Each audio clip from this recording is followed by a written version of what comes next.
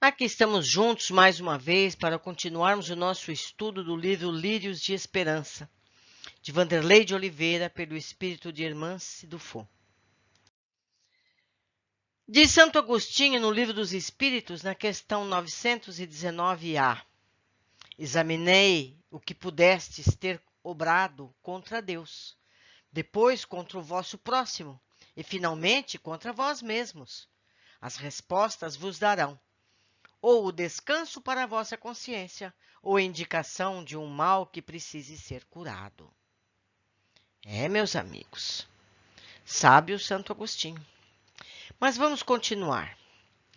Com pouco mais de 48 horas após a cirurgia, a cicatrização era completa. Seu estado de ânimo era dos melhores. Reunimos-nos ao professor para visitá-lo. Convidamos Selena para nos acompanhar.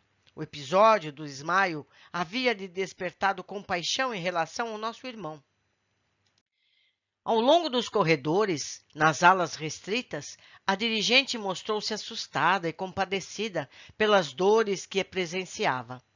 Solicitamos a ela que entregasse alguns lírios ao convalescentes em nome de Eurípides.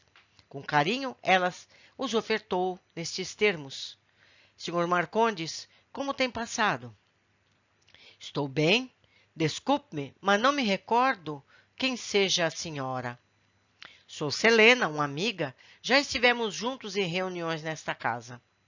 Perdoe-me não ter a lembrança, ainda estou um pouco confuso. Não se preocupe, tenho aqui este ramalhete de lírios, um presente do senhor Eurípides, que lhe entrego em nome do professor e Hermance. Eurípides? Barçanufo? Ele mesmo. O dirigente acolheu as flores ao peito, sensibilizado. Por sua vez, o professor provocou o diálogo. Amigo, como está se sentindo? Estou me sentindo leve como uma pluma e muito emotivo. É como se estivesse me livrado de enorme pressão interna. Não me lembro de ter experimentado esse estado íntimo quando na Terra. Começo a me sentir muito só neste quarto. Gostaria de sair desta ala, andar, conhecer melhor o hospital. Chega de doença. Estamos providenciando algumas medidas nesse sentido. Fique tranquilo. Quando poderei saber com mais detalhes o que aconteceu comigo, professor? Dr. Inácio disse-me algo sobre a causa do câncer.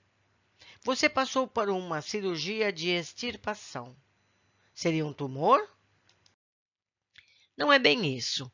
Era a causa matriz de sua enfermidade na próstata.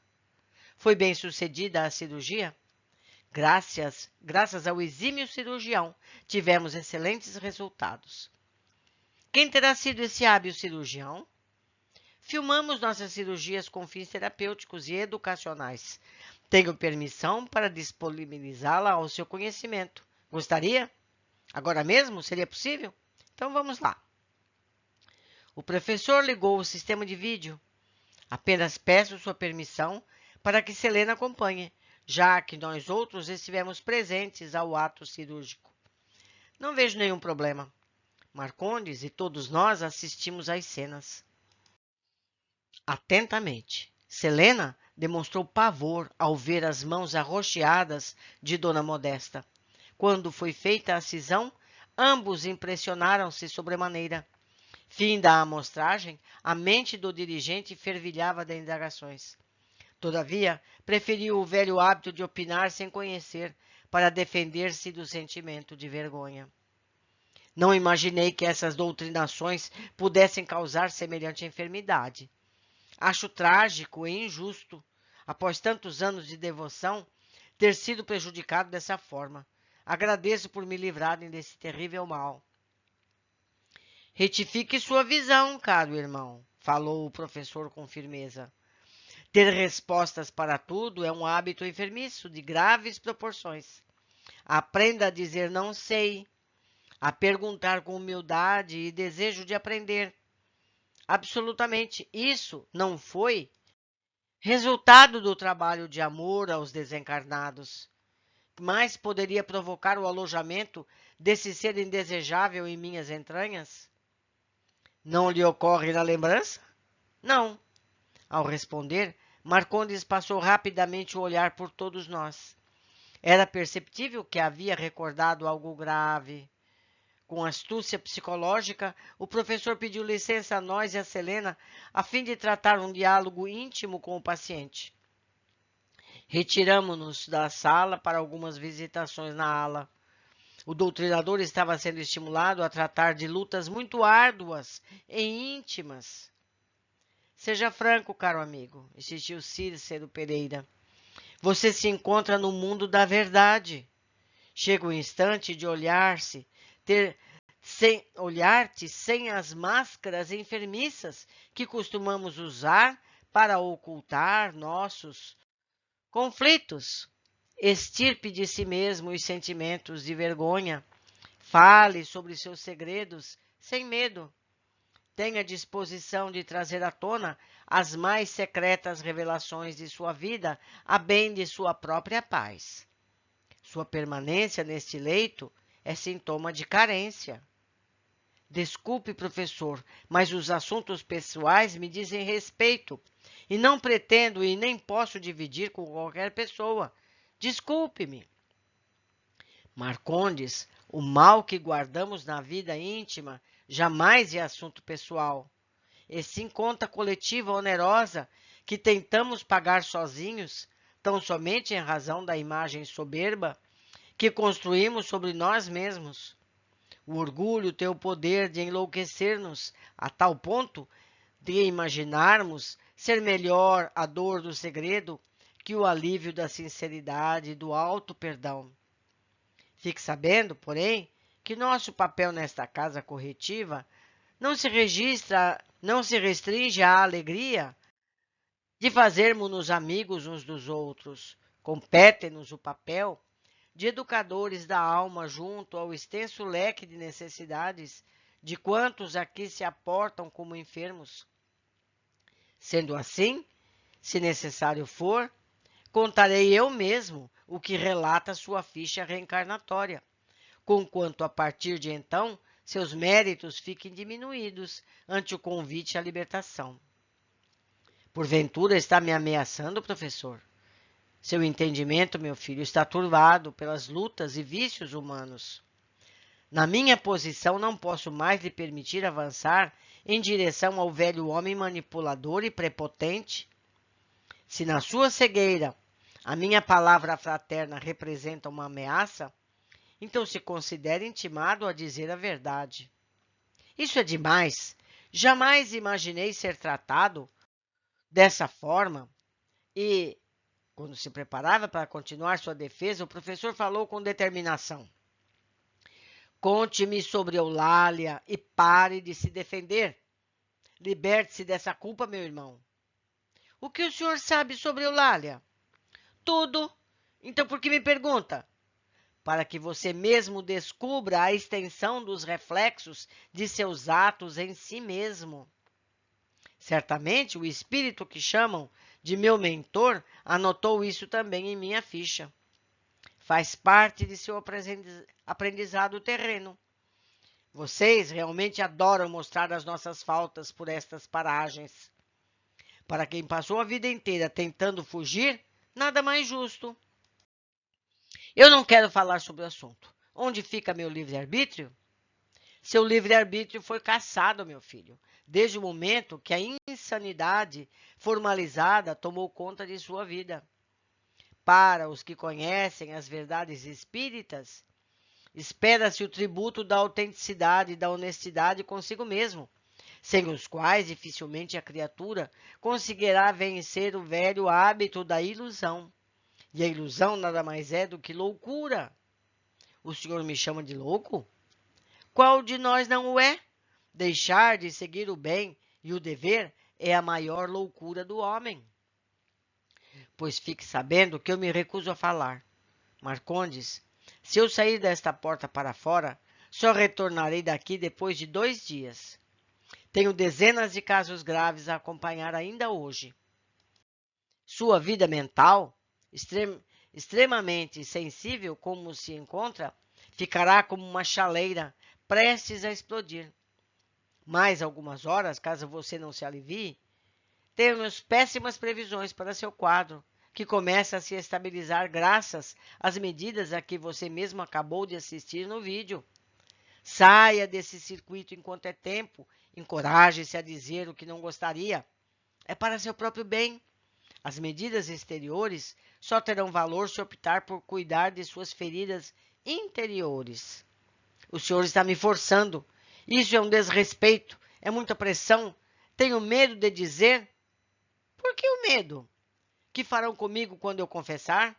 Nada, amigo. Absolutamente nada será feito por nós. O trabalho é todo seu. Experimente livrar-se dessa culpa que o atormenta. Fale, Marcondes. Está bem, manifestou irritado. Chega de pressão, eu não aguento mais. Isso é pior que a culpa que sinto. Fale. Eulália foi minha amante, minha mulher preferida. Está satisfeito com a confissão? Sou seu amigo e não seu confessor. Tranquilize-se, disse o professor com humildade. Não há razões para ofensa. Não há razões? O senhor, quando Marcondes preparava uma nova ofensa, o benfeitor cortou sua fala e revelou. O ovoide que você viu na fita veio dela, meu filho. O ovoide veio dela? De Eulália? Sim, veio. Pelo amor de Deus, vamos parar por aqui. O professor, notando o desejo de fuga da conversa, teceu algumas considerações sobre o caso para despertar interesse. Envolvendo-o afetivamente através das informações, acalmou o paciente que, por fim, curioso, mas ainda muito constrangido, solicitou. Se assim deve ser, explique-me com detalhes. O sentimento de culpa forma um campo vibratório dinâmico e receptivo na criatura. As ações que colidem com nossa consciência, especialmente aquelas que são praticadas em milênios de repetição, consolidam os tumores energéticos na vida mental, que irradiam por todo o corpo físico e perispiritual em forma de ondas potentes de atração e retenção. Semelhante teor de energias desenvolve o sistema ecológico vibracional do homem, agasalhando formas de vida correspondente à natureza de suas emissões. A análise microscópica do corpo humano revela bilhões de seres vivendo em regime de coabitação, um autêntico ecossistema na massa corporal. Bactérias e fungos, vírus e milhares de micro-organismos trabalham incessantemente, formando uma extensa fauna e flora celulares. O perispírito, igualmente, é um sistema organizado que reflete a vida mental da criatura. Eulália carrega várias formas ovoides em seu útero, que a ela renderam um câncer fulminante.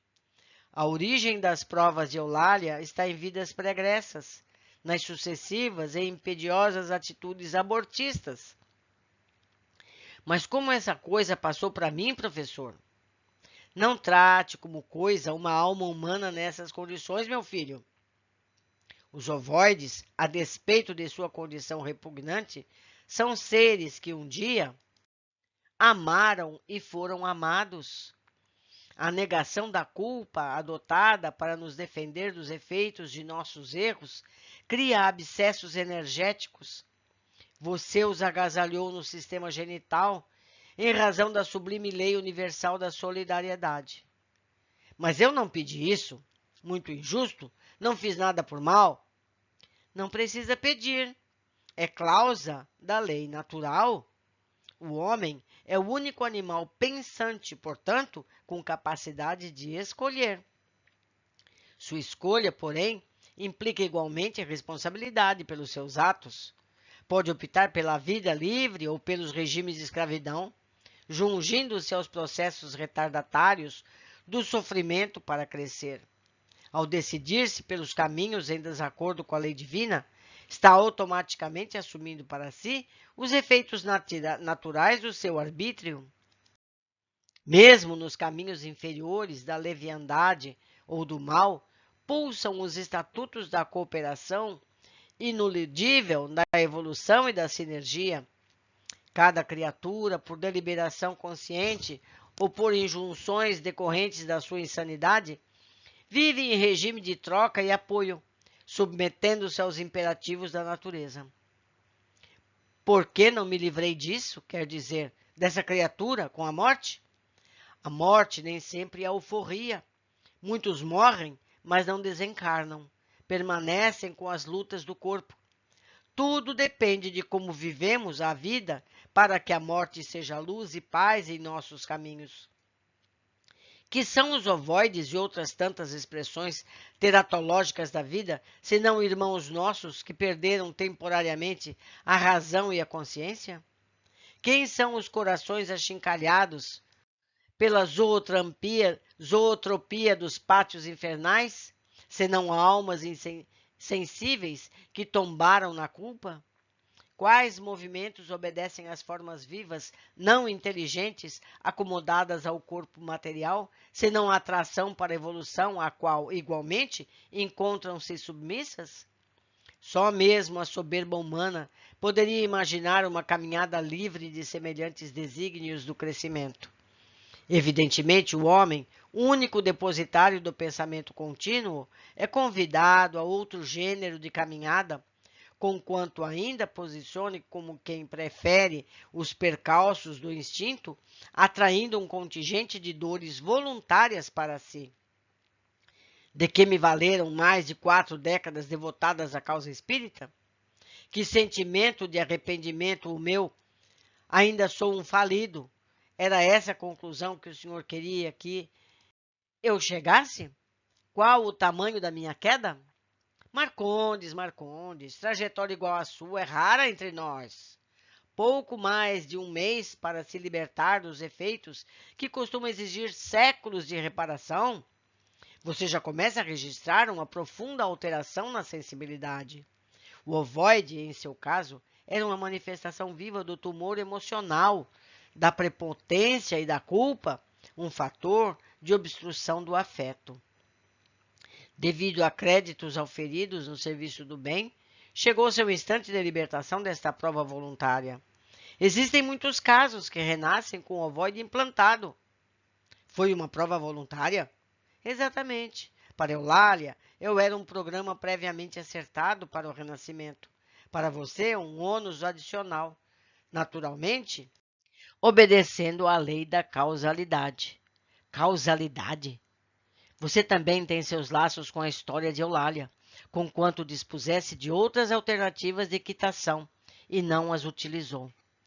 Portanto, o câncer que me vitimou foi um suicídio? Quase isso, devido aos seus trabalhos de amor. Conseguimos prolongar sua vida até o termo previsto de sua partida. Contudo, seus últimos 20 anos, tão sofridos com a doença, poderiam ser evitados, caso sua escolha fosse outra. Afinal, sou um falido ou um vitorioso? O que você acha? Não sei, professor. Sinceramente, não sei mais nada. É assim mesmo, meu bom amigo. Quase sempre, ao ultrapassarmos os portais da morte, mesmo guardando extenso conhecimento espiritual, sentimos-nos sem resposta, sem referências. Somente o tempo responderá a essa indagação. O trabalho e o estudo lhe ensinarão a aferir melhor as sutilezas do templo sagrado de sua consciência.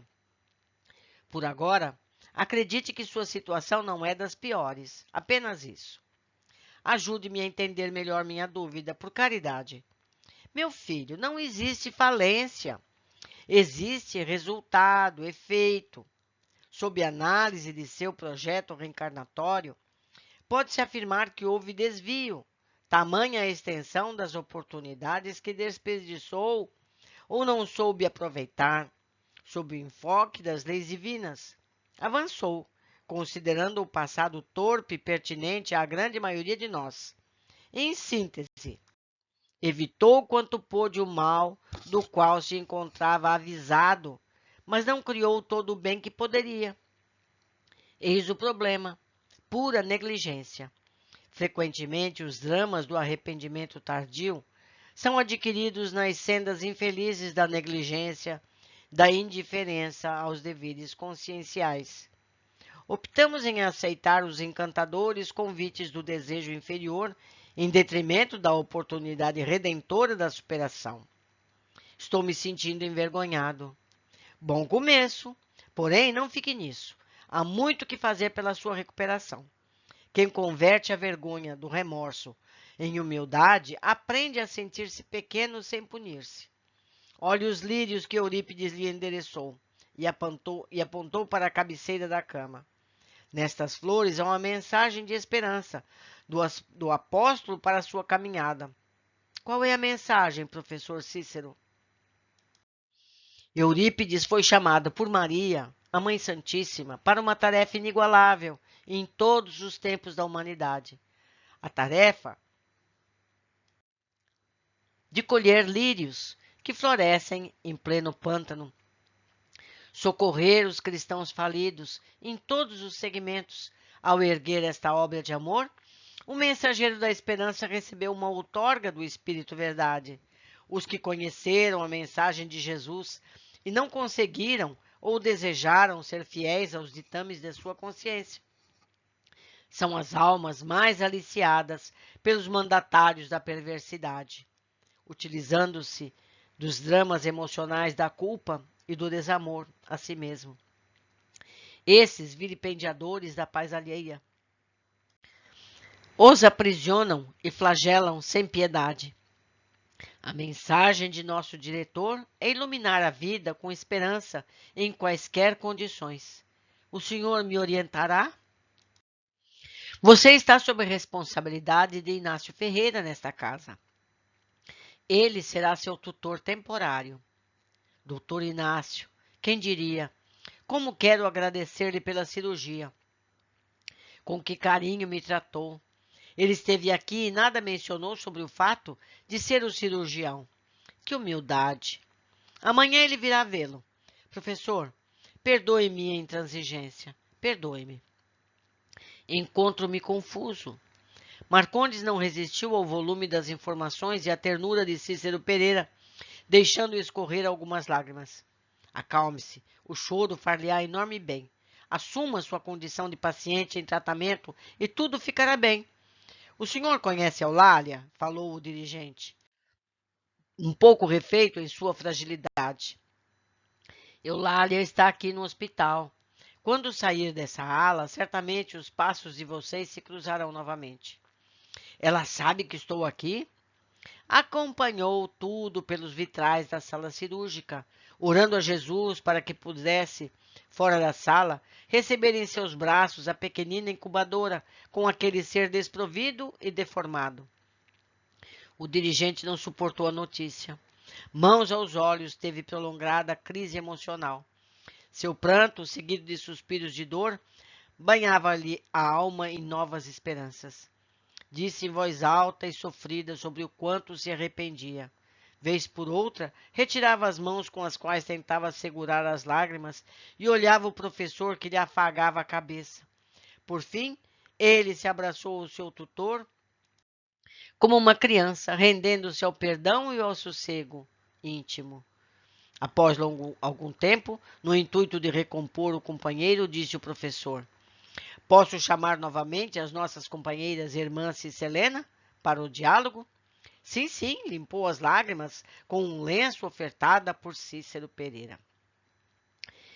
Meus amigos, quanta informação tivemos nesse capítulo, não é verdade? Eu vou reler os pontos mais importantes para que a gente possa fixar, entender melhor essas informações tão preciosas. Vamos lá, lembro sempre que as letras em amarelo são cópias fiéis do original. Temos aqui nesse capítulo uma aula sobre tumorações, sobre os cânceres, não é? O sentimento de culpa forma um campo vibratório dinâmico e receptivo na criatura. As ações que colidem com nossa consciência, especialmente aquelas que são praticadas em milênios de repetição, consolidam os tumores energéticos na vida mental que irradiam por todo o corpo físico e perispiritual, em forma de ondas potentes de atração e retenção. Semelhante teor de energias desenvolve o sistema ecológico vibracional do homem, agasalhando formas de vida correspondente à natureza de suas emissões. Leiam aqui homem como humanidade, não como gênero masculino. Então, o que nos diz o texto? Que as nossas repetidas ações equivocadas, assentadas na culpa, favorecem a formação desses tumores. Mais uma vez, temos a notícia de que ter culpa não ajuda nada. Temos que corrigir os nossos atos. Culpa por si mesma só serve para atrapalhar ainda mais a nossa trajetória.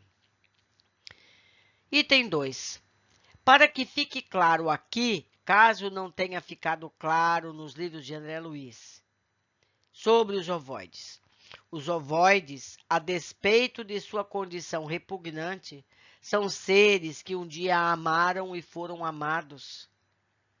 Que são os ovoides, que outras tantas expressões teratológicas da vida, senão nossos irmãos que perderam temporariamente a razão e a consciência? Não é verdade? Foram espíritos que um dia encarnaram, reencarnaram e que por dramas pessoais mal resolvidos entraram em regressão da forma, porque o espírito não regride. Então a culpa faz com que esse perispírito vá se recolhendo dentro de si mesmo, se transformando num ovoide. Fico mais uma vez por aqui, deixando meu e-mail e esperando que vocês façam contato, me ajudando a entender mais e melhor a essas lições. Um grande abraço e até nosso próximo encontro.